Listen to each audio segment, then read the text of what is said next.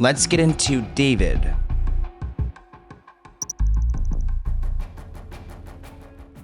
Are any of you guys confused that he has not been arrested yet? It doesn't make sense to me. Like, is it going to happen this week? When will Celeste get justice? I mean, the longer this is taking, part of me feels like they'll never arrest him. I fear there's going to be some bogus excuse as to how she passed away and how she herself ended up in a trunk. But there were so many people in David's life who were fully aware of Celeste's existence. There's no doubt in my mind that they had a relationship. And if David's own friends are now telling police this, I don't know why he's not arrested for having a relationship with a minor. Now, Celeste got away with living this lifestyle with David for some time because she had multiple fake IDs and he would bring her around. They acted like she was 19, even though she clearly looks like a child. Now, I know I spoke about this on my main channel, but there was more than just fake IDs. It seems like there was also another Celeste readily available for David to use as his cover-up for his relationship with this minor.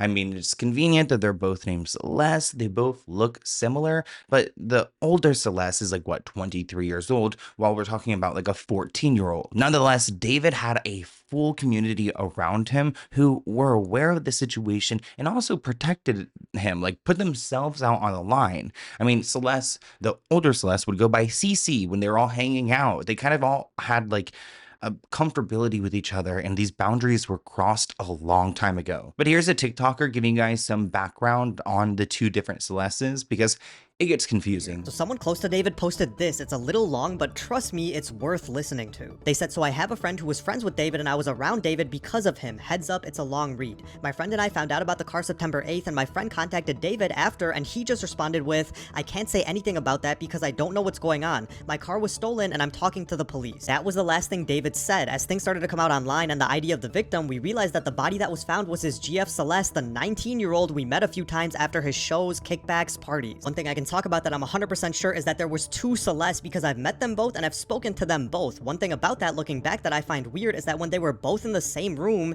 the older one called herself Cece. If one was there and the other one wasn't, she would call herself Celeste. When we would stream with other people at his place, he would pull Celeste, the minor, to the side and tell her he was going to stream and she can watch him in the room so the girl would go hide out. I specifically remember this because this happened during a tattoo party he threw and there was a female artist and she actually refused to tattoo minor Celeste because she needed an actual copy for her consent form. And the minor Celeste was asking for a butterfly behind her neck like Cece, and I remember the artist kept saying no, and David started to get annoyed and told the artist that she lost out on the clientele he was going to bring her, and she said that was fine, she just has a policy like his NDA that she likes to follow. He tried to tell the artist that Celeste already had tattoos and she shouldn't worry about it because she's 19, and she told David, dude, I'm not gonna lie, she looks 13, I need the ID, I respect your NDA, please respect my policy. David just said okay, pulled Celeste to the side and told her he was gonna call his other artist later and that he was going to stream so she should go to her room, she can come out when he is done, and he kissed her on the forehead, came back to the artist, apologized to her, and gave her a side hug. When hearing that the older Celeste is now claiming that she never knew or met the younger Celeste, and that's a damn lie. She always looked annoyed and miserable and always seemed bothered when the younger Celeste was around and she wasn't getting David's attention. It always seemed like a love triangle. I know David has family in Texas and I know he's from New York City, so maybe he's out there hiding, but let's hope Celeste gets justice and the older Celeste needs to be questioned because it's crazy odd that she's seen wearing a dead girl's clothes. She always gave me bad vibes. This comment reads, the older Celeste killed the younger Celeste. I just can't prove it. This person writes, somebody at me when this case gets solved because I can't follow up with this anymore. There's too much evidence against David. I'm starting to think that it was someone else. And finally, I'm overstimulated. One shout out I need to give is to those internet sleuths because I feel like y'all are doing better than the police are. Like, I'm not gonna say or take the credit. We've been doing pretty good on my main channel covering these things, but you know, there's a lot of you guys bringing it to my attention. We do have a video that's now going viral of Celeste at like 7 a.m. on March 19th, 2024. This is one of the times that she was leaving home. I don't know where she said she was going. You'd think 7 a.m. she would be going to school. Her brother at one point said that she was going to the movies, but we have a video clip of her running away and I'm assuming eventually picked up by David somewhere. Now, the reason why we have this runaway footage is because Celeste's older sister went to this liquor store to go and ask him to pull the tapes because they live near that store, and I think Celeste would go there for sodas and chips, and he said he saw her. He being this guy, Ellie, who actually owns the store. It's a liquor store, but like she went there to go buy chips and soda, and if they had other things, it's more like a convenience store. Ellie, he knows these kids that live in the neighborhood. It's a small town, everyone knows each other, and he said he never heard of any trouble at home, even though law enforcement say that Celeste kept running away because of a troubled home. And I'm not going to write off the potential of her having a troubled home, but I also think that there's a level of grooming here on David's side, trying to get her to leave and convince her that they could have a life together. Let's get into Taylor Swift.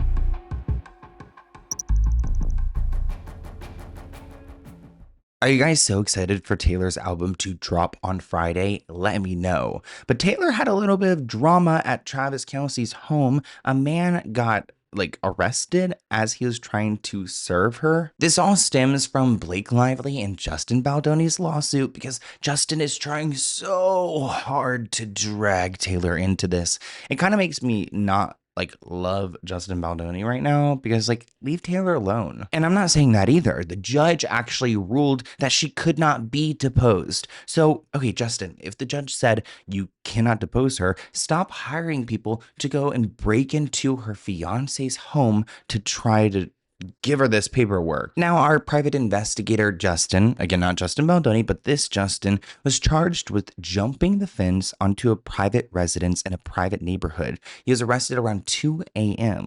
Sounds like he tried to go above and beyond to go and serve Taylor this paperwork.